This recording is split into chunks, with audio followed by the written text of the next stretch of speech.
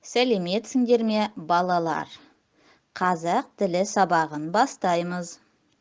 Бүгінгі сабағымыздың тақырыбы «Інім ән айтады». Тема сегодняшнего урока «Мой младший брат поет». Жаңа сөздермен танысайық.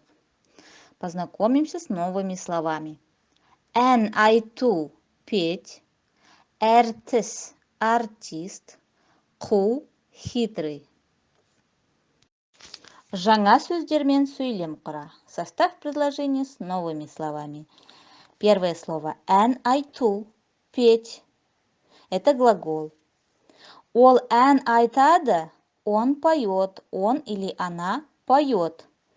Посмотрите на окончание. Ән айтады. Видите, окончание третьего лица.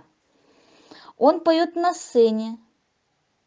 Теперь на сцене. Как будет сцена на казахском языке? Подумайте. Мой брат поет, ән айтады. Правильно. Ол сахнада ән айтады. Сцена будет сахна.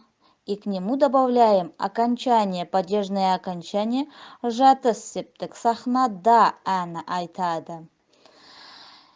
Мой брат поет. Мой брат, менің інім ән айтады. Мой младший брат поет.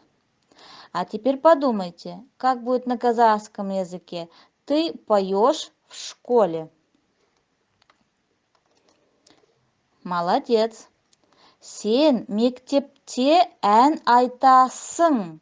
Здесь окончание будет сын, так как местоимение сен. Сен мектепте ән айтасың.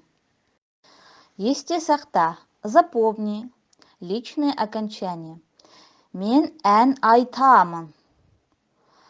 Айтамын. Айту – это твердое слово, поэтому окончание будет твердое. Мын.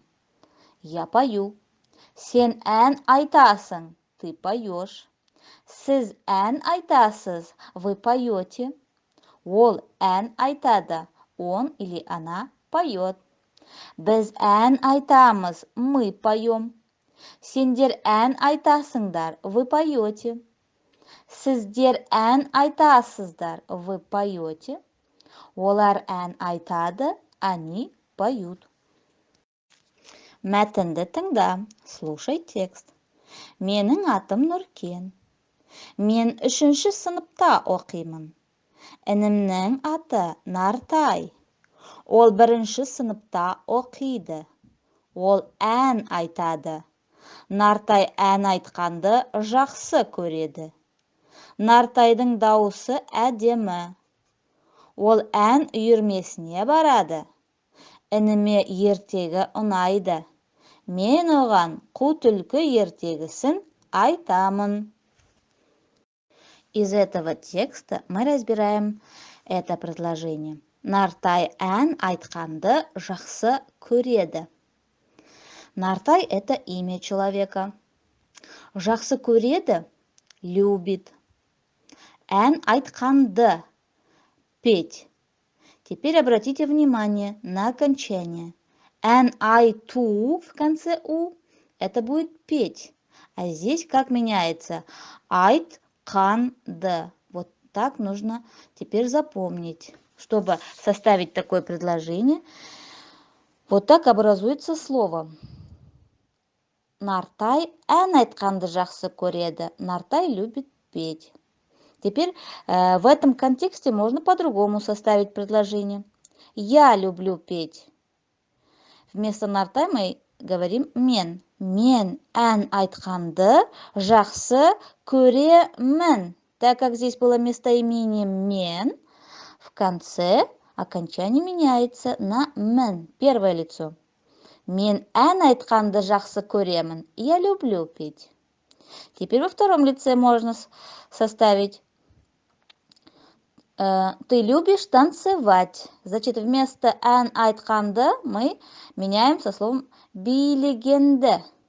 Билеу – это танцевать. И такие же окончания, только мягкий вариант добавляется. Корень слова биле. Добавляется суффикс ген. и окончание «д». Сен билегенді жақсы көресің.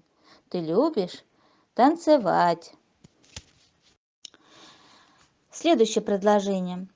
Энеме ертегі ұнайды. Энеме будет кому? Кімге? Энеме младшему брату. Ертегі – это сказка. Ұнайды – нравится. В казахском языке глагол будет всегда в конце предложения, поэтому ұнайды пишем в конце. Энеме ертегі ұнайды, младшему брату нравится сказка. Теперь в этом контексте мы по-другому составим предложение. Мне нравится мультфильм. Мне будет на казахском языке маған. Маған мультфильм ұнайды. Можно составить «Мне нравится сказка». Как будет? Маған ертегі ұнайды. Теперь тебе нравится рассказ. Саған әңгіме ұнайды. Понятно, как составляется предложение? Өзіңді тексер, проверь себя. Переведи вот эти предложения. Айгүл ән айтқанды жақсы көреді. Айгүлге домбыра ұнайды. Айгүл өте өнерлі.